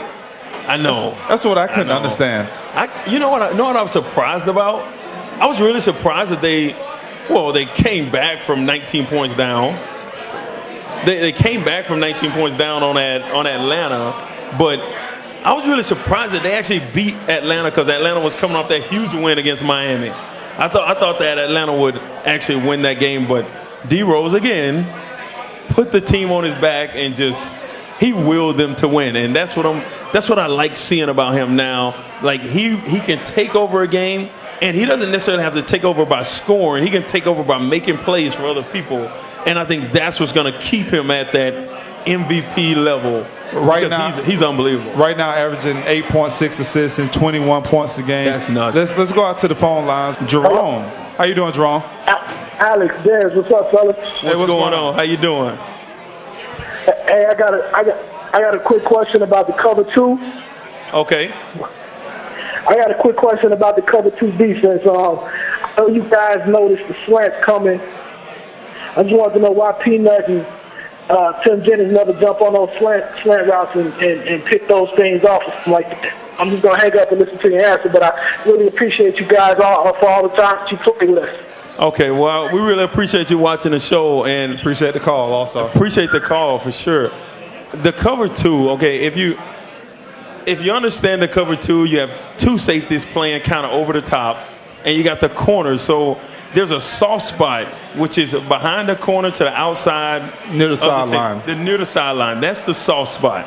So, and to keep these receivers out of that soft spot, they want you to keep everything inside of you. If you let him get outside of you, push him out of bounds, then he's no factor. But the slant is kind of a cover two beater. Like, regardless of what defense you run cover 2, cover 3, cover 1, crossing routes. That's what people run. When a team runs a bunch of cover 1, like man-to-man cover, people run crossing routes. There's always something to beat any defense. But the cover 2, you can't jump that slant, because in 2004 we were playing Cincinnati Bengals, and they ran a slant and goal. Then you're done. The receiver, Chad Johnson. He was Chad Johnson then. He was Chad Johnson then. He's back to Chad Johnson now. And he is back to Chad Johnson. But he ran a slant and goal on Nathan Vasher, and he beat him deep for a touchdown. So to be able to jump a slant, yeah, I mean, it looks like a slant. If you jump and it's a slant go, it's a touchdown, because he's running away from the safety then. So the corners are taught to funnel everything to the safety. So that's why. There's always something to beat any defense. And if the quarterback sees what defense you're in, then you just got to make a play, or he's going to beat you. Excuse me. I think with that cover 2, people have to understand, just like any other defense, you're going to give something away. Right. And it's easy to take that slant, but with the cover 2 defense, in the way that Levy preaches to his guys, is that stay patient. They're going to make a mistake. They'll make a mistake. And then we'll jump all over it. Because teams don't necessarily like to go down the field 6 yards a pass, 7 yards a pass. Yep. You know, that's okay for the running game, but for the passing game, you want to pick up chunks. The defense counts on that quarterback getting impatient and trying to make a bigger play than what he necessarily need to do. Right. I totally agree, because you can go right there to the Minnesota game. And their running back, Gerhardt, yeah, they ran crossing route. He came out of the backfield and ran a crossing route. The quarterback threw the ball slightly behind him. He tipped the ball up in the air. Peanut caught it for a touchdown. It's just the cover 2 is real patient, and you make them be perfect. If they're perfect, yeah, they're going to drive the ball down the field. If they're not perfect, you're going to get a big play like you saw with Charles Tillman in that touchdown. Yes, sir. Let's keep it on the phone lines and go to Kurt. How you doing, Kurt? How you doing, Kurt? I'm doing fine, thanks. Thanks for calling in, Kurt. You have a question for us? Yeah, I do. I'm a little under the weather, so if I start coughing, man, that's okay. No problem, Kurt. Don't worry about it, Kurt. We got you. I just wanted to talk to you about we're gonna send some NyQuil your way. I know you, okay. You guys were mentioning some of the draft picks that he made over the years, like Cedric Benson, when you had Thomas Jones running like crazy for a couple of years, Dan Buzine, different things. I just want to know what they brought him in to take Alex's job. About the whole philosophy How did that work out? Of drafting for best player available as opposed to team needs. If I was a GM, I would draft. Thanks for the call, Kurt. And, really appreciate it. Do you think that that's why Angelo's no longer here? All right, yeah, we'll answer that 2-part question. And I'm going to start first with the first part, is that if I'm a GM and I have a good team that I don't have many holes, Atlanta Falcons. I'm going to go with the best player available. Right. If I have a team that has holes in it, then now you have to draft for need, because now you have to fill holes. So it kind of depends on what kind of team that you have. When you're the 2006 Bears, you draft the best player available. Because we didn't have a whole lot of holes at that time. Right. So when you are the 2011 Bears, yes, you got to fill some needs. Yes. Receiver, offensive line, linebacker, safety, and maybe another corner. And that takes talent evaluation. Somebody has to be there to evaluate the talent. When you're drafting the best player available, I think it's pretty obvious. Okay, this is the best player available. But to draft for a need that you have, you have to find that player that fits your style and what you do. So when I said the Atlanta Falcons, because they did that. They did just that this last draft when they traded everything for Julio Jones. And everybody was like, are you kidding me? I can't believe they did that. Now they're in the playoffs, and they look good. They do. I like them. But I like them. I don't think they can be Green Bay, but I mean, next year, when they don't have those draft picks, that could come back to haunt them in 2 to 3 years. Could. It but could. They have a very young team. If they're going to win the Super Bowl this year, who cares? Exactly. They're not going to win the Super Bowl. Well, we don't know that. No, That's why I know they play that. the game. I know. That's why they play the game. They're not going to win the Super Bowl. Well, if I had $1, I would have bet that Detroit wouldn't have made the playoffs, and they're there.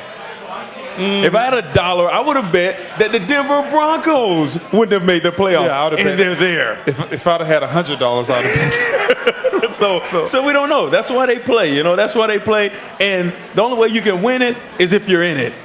And they're in it. And they're in it. So I think that, you have to. Sometimes you have to draft for need, but the best player available doesn't always work either. So you have to be flexible. You have to be able to do both. It all comes down to evaluating talent. If the best player available doesn't fit your team, if the best player available is Cedric Benson.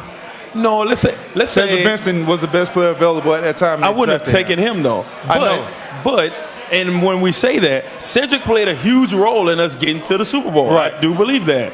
So, but when you draft for need and you have somebody like if the kid out of USC who decided to come back, Barkley, I believe, if he comes out, he'll be around that 18 to 19 pick. No, I wouldn't draft him because I have a Jay Cutler who's 26 years old. Well, that's the same point I was making. So you can draft like you have to be smart with it too. But that's the same thing. That's the same point that I was making about Cedric Benson when you have a Thomas Jones here. I mean, you got the number 4 pick. I mean, you could do so many things with that. You could trade down and get you a couple picks, or you could go out and get a stud, whatever. Why go out and try to get another stud running back when you have a stud running back? Right, I agree.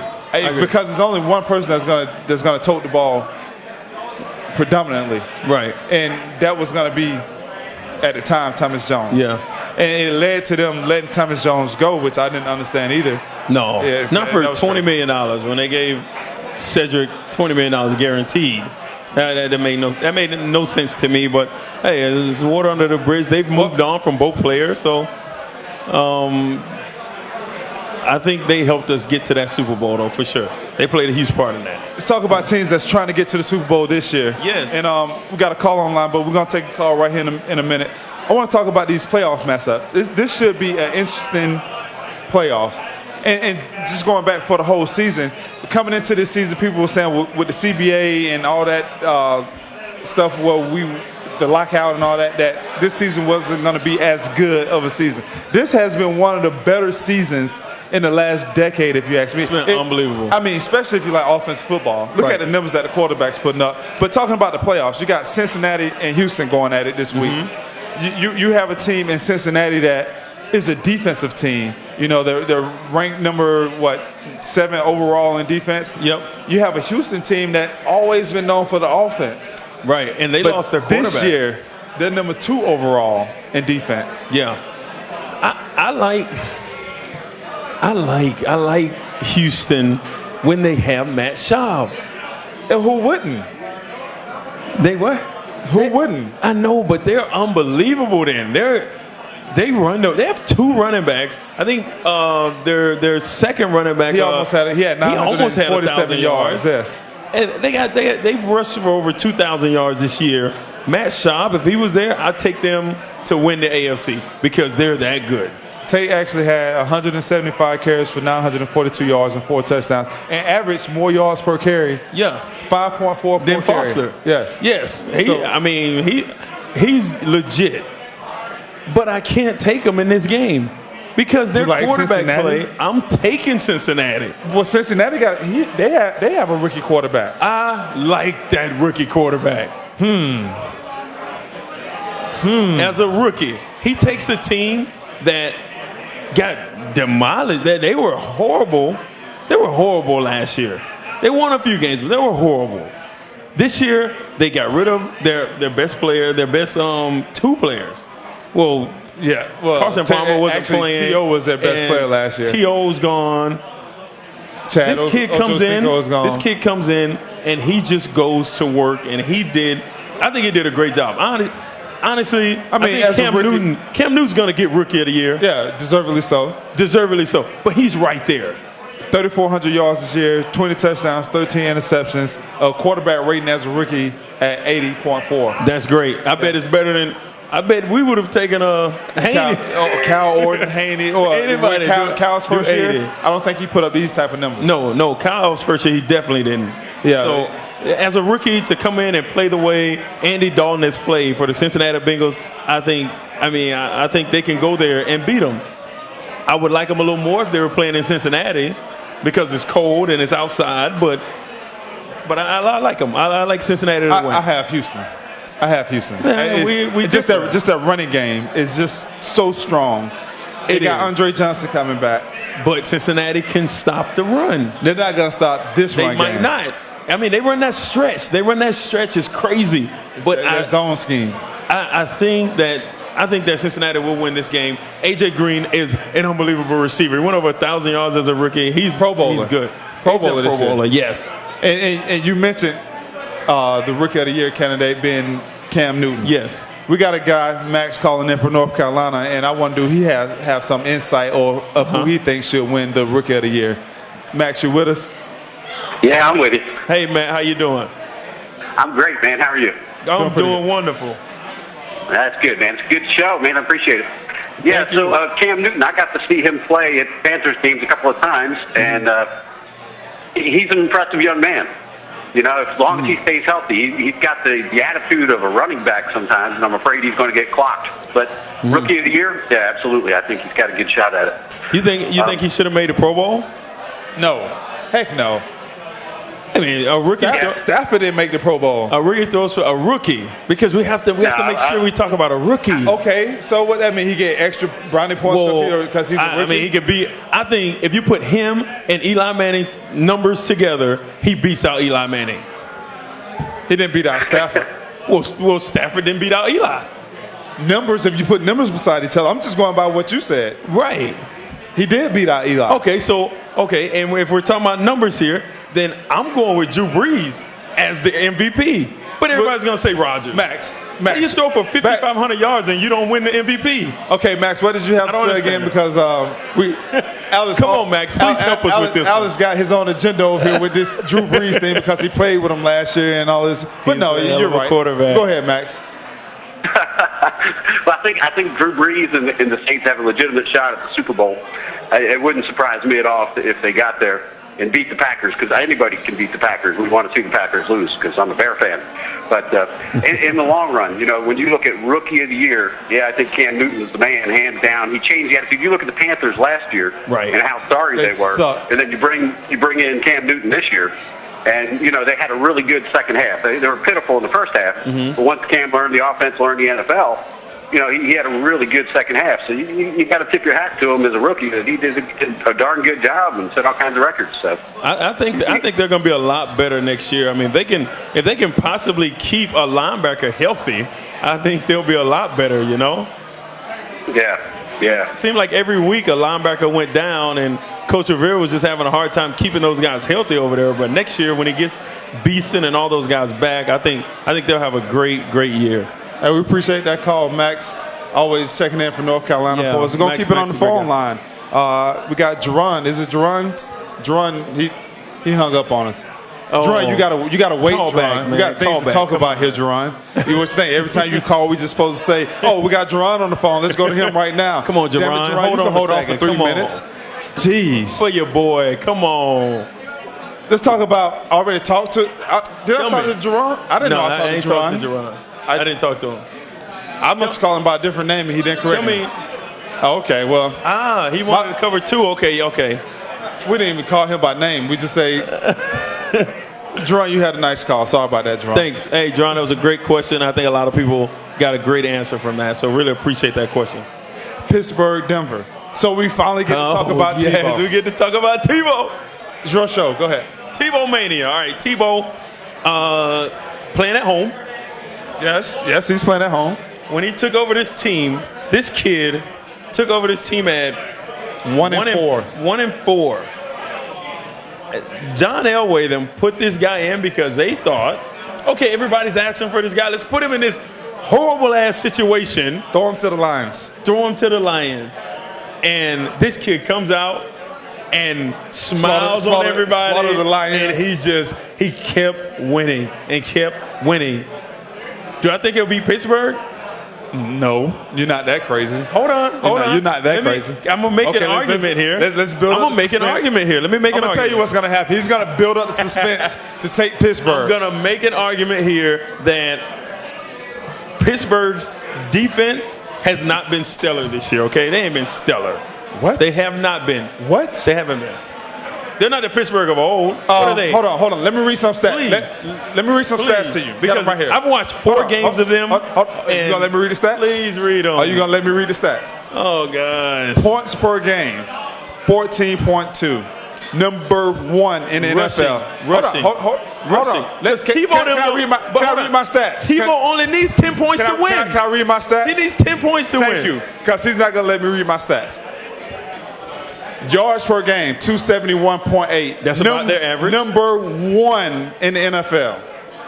Passing yards per game, 172. They don't pass the ball. Hold on. Tebow don't pass the ball. Can I finish reading my stats? Okay. Number 1 in the NFL.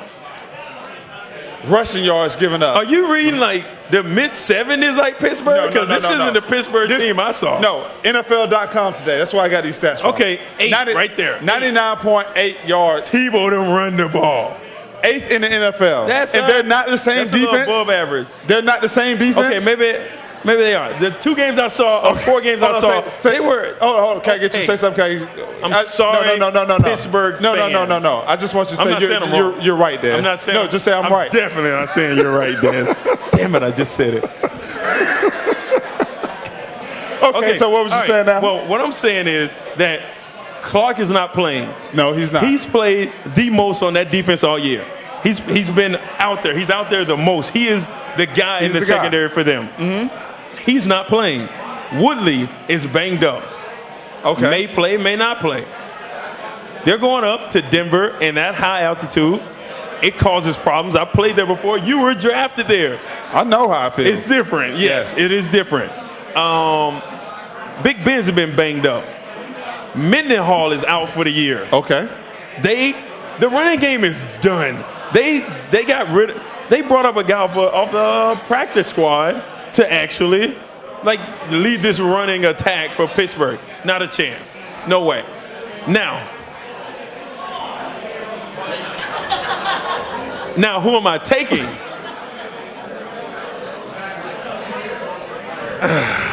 You know what?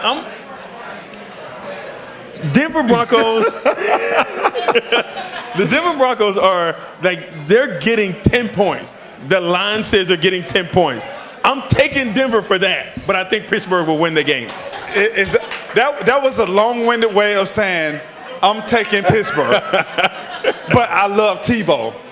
That's basically what you said. Tebow's a great dude, and my wife absolutely loves him, and I hate that. I didn't argue that at all. He's a great guy. Come on. This is what surprised me when I looked at the numbers, though.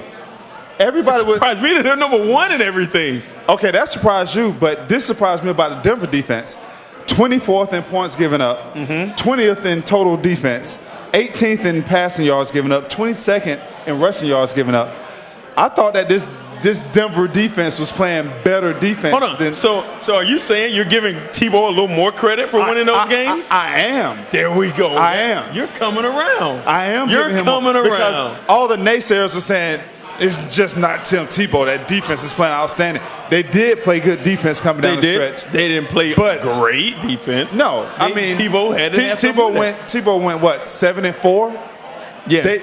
Okay, that's 11 games. They didn't play great defense in all 11 games to have him go 7-4. So I am giving Tebow more credit. But Tebow would not win this game. No way, no chance. We'll be back next week, and Tim Tebow will still be in the playoffs. Yes, he will be. I'm just saying. It's going to happen. It's going to be like 6-4 7-13 in the fourth quarter, and the Denver Broncos are going to have the ball. And he's gonna do it. He's gonna do it again. He's done So are you picking Denver? No, I mean, I'm gonna just eat my words here because I'm gonna pick Pittsburgh, but to win. But I hope Tebow. I mean, if he's in that situation, you don't think he's gonna do it? Are you gonna pick? Are you If gonna they're pick in that Tebow? Are you gonna pick the situation- Tebows? It sounds like you want to pick the Tebows. I want to, but I'm not. Who you gonna pick? Who you gonna pick in this? Okay, I picked Pittsburgh to win. I had enough of Tebow already. I picked Pittsburgh to win. Go Gators. All right, who we have next? We have Atlanta versus New York Giants, and somewhere your brother is in here like New York Giants, New York Giants, New York Giants. Giants are good. They're a good team. Eli Manning's playing awesome. He is. I mean, he is. He's playing He's awesome in football. the Pro Bowl this year. Cruz is playing out of his mind. Where did he even come from? Puerto Rico. Come on. You'll see the salsa dance every time he scores, you know? That's what he does. What college did he come from?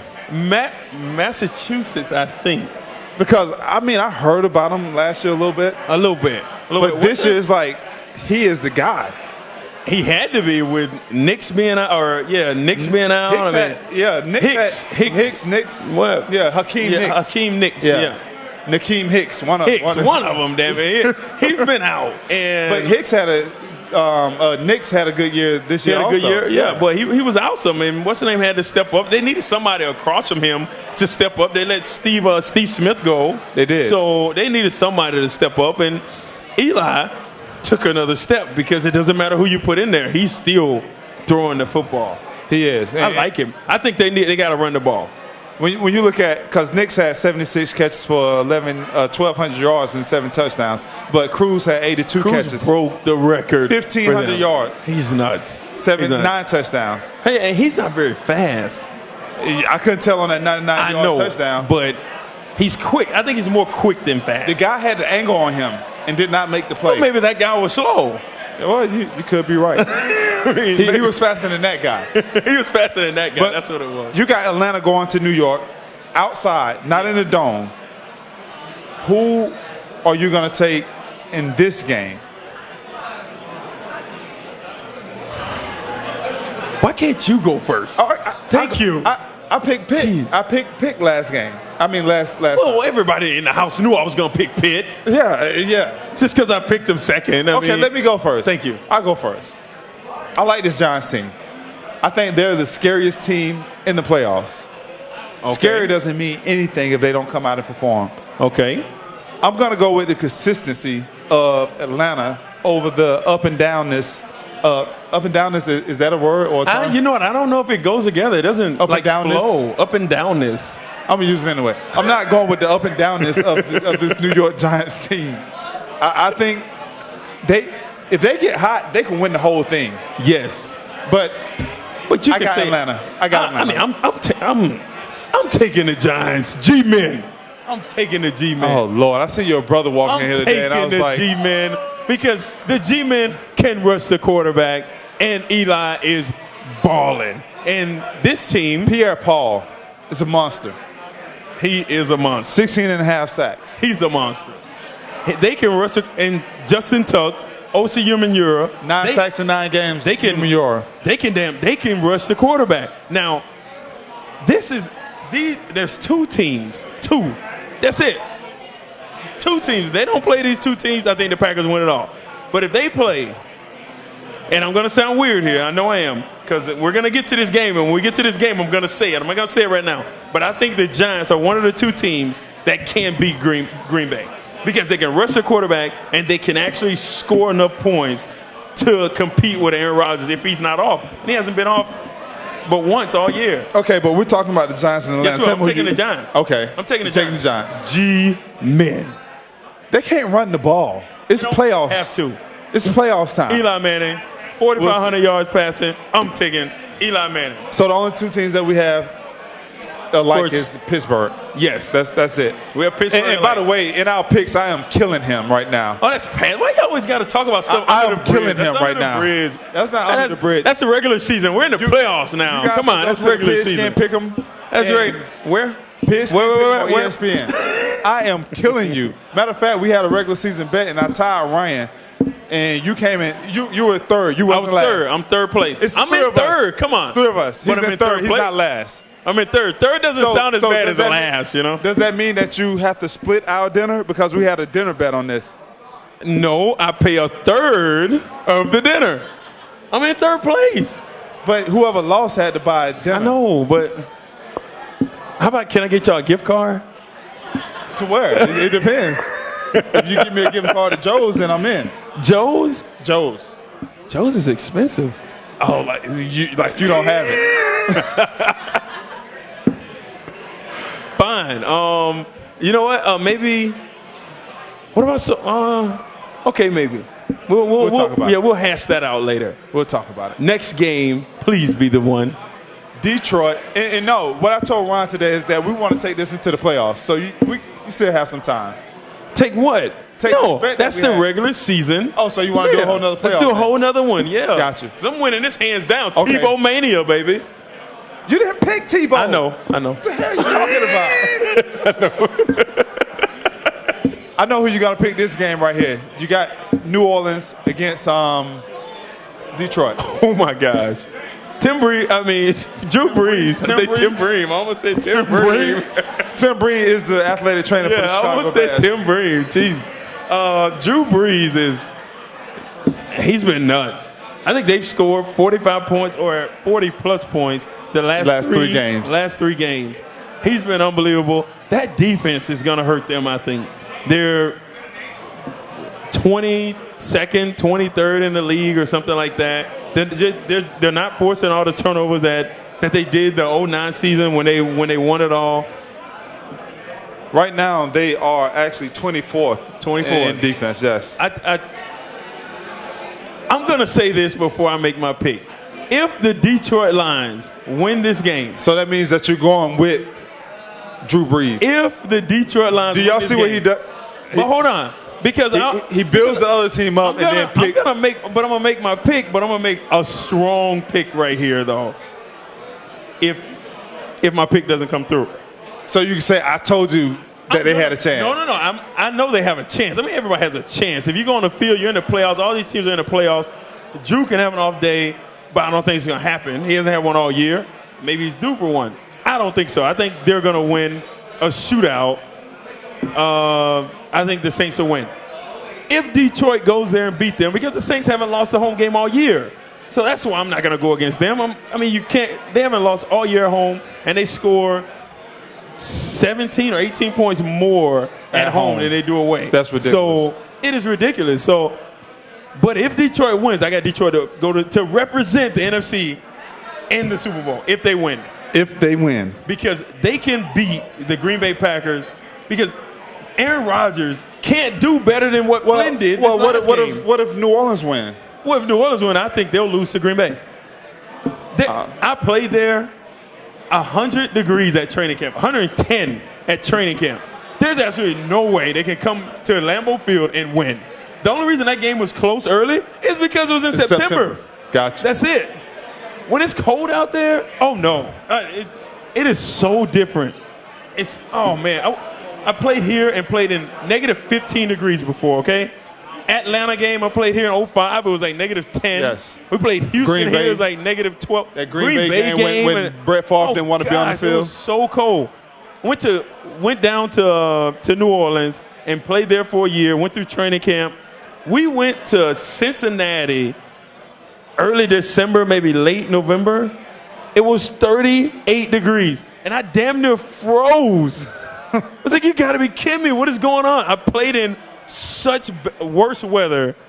It is so different. So right now, it's not like freezing outside, but nice. At Lambeau, if it's 20 degrees, oh no, you'll see a different Drew Brees because everything's different. They play Atlanta home. Atlanta, they play twice a year.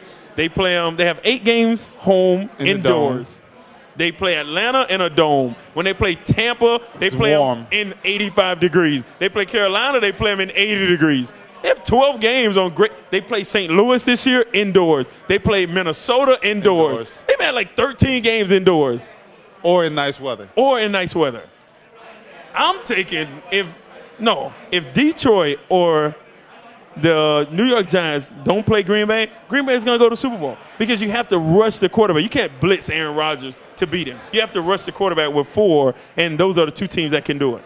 Jimmy Graham is a beast. 99 Jimmy catches. Graham is a beast. 99 catches, 1,300 yards, 11 touchdowns. And he's not a receiver. He's a tight end. He is a tight end. He is. Then you got Sproles, 86 catches and all his rushing yards and returns. Pro Bowl. I don't know why. Colston. I kind of know why. 80 catches, 1,143 yards. Yeah. I mean, it's just so much. Lance Moore, 8 touchdowns. Meacham, 6 touchdowns. It's just so much offensive firepower on here, on this team. I know Detroit has some firepower. Oh, yeah. Mainly Calvin Johnson. Drew Brees just has too much. He got too much. This team here has too much. And they'll win. I say they win the game 38-28. You think they score more against Detroit? Because last time they didn't have Sue. But they didn't have Louis Dalmas, their starting safety. You play down there. Tell me about those 2 guards. They're unbelievable. Okay. Yes. They neutralized Sue. But they have 2. They have Fairley and they have Sue. They only had Fairley the last time. It was 31-17, and Drew scored late in that game. It's not the playoffs. It's the playoffs now. It is the playoffs. It's gonna be a really good game. I'm taking the New Orleans Saints. Go who that nation, baby. Come on. Hold on. Calm down. You up here in Chicago, Bearland. Calm down. I know everybody kind of looked at me like, what the hell? Calm down. Last thing before we get out of here. Yeah. Who's the MVP? Drew Brees. Drew Brees because he broke the record? Because he threw for 5,500 yards. 5,400 and change. But he is unreal. And he did it with, you can only name one receiver. Not you. But everybody knows around the league and fans, if you ask who are the receivers for Drew Brees, Marcus Colston. Okay, you can go Marcus Colston. How many are they going to say up in Green Bay? Greg Jennings, Jordy Nelson. Nobody know them? Who else? Jermichael Finley. Graham. 99 catches. Graham, yes. You got Darren Sproles. Stop it. Darren Sproles he had 86 catches. Okay, but if you name, I said name the receivers. Jermichael Finley lines up as a receiver. I'm talking about weapons. He's not a tight end. He's a receiver. And Jimmy Graham is a tight end. He lines up as a tight end more than Jermichael Finley. That's just he doesn't block though. But I don't buy it. I know you guys probably don't want it. I know you guys don't want to hear this. Who are you taking? Aaron Rodgers is the best player in the NFL. Get out of here. I know that probably make you guys puke, but no. Best player in the NFL. No way. No, Drew Brees is the best player. He broke the record. He should get it. Who's going to win it? Who's going to win what? Who's going to win it? MVP. Aaron Rodgers is going to win it. Okay, so that's who should win. Who do I think? I changed the question. Yeah, you did. You changed the question on me. But, okay, Aaron Rodgers is going to win it because he's on arguably the best team in the NFL right now. And he's a hell of a player. He's good. But I like Drew Brees. If you give me Drew Brees, well, you give me Aaron Rodgers indoors, I might take Aaron Rodgers. I don't know. Indoors, I mean, he'd be nuts. Hey. See what he did in Atlanta last year. This is Alex Brown. I am Alex Brown. I am Des Clark. And you could call it a Des Clark, Alex Brown show. Or the Alex Brown, Des Clark show. Or you could just call it our show. And that's what you just listened to. We appreciate y'all for coming out tonight at the Tilted Kilt. A round of applause for you guys. Yes. Thank you. Hey, I want to thank Urlacher and yeah, really want to thank Urlacher again. Charles. Yeah, had a blast with those guys. Next week we'll be right back here on the 19th. We'll be in Roselle. So if you guys not watching, why don't you come out and join us here at the Tilted Kilt? Everybody in Roselle, please plan accordingly. We will be there Thursday. Come on out. Been anywhere in the world, but you was here with us. And we thank you for that.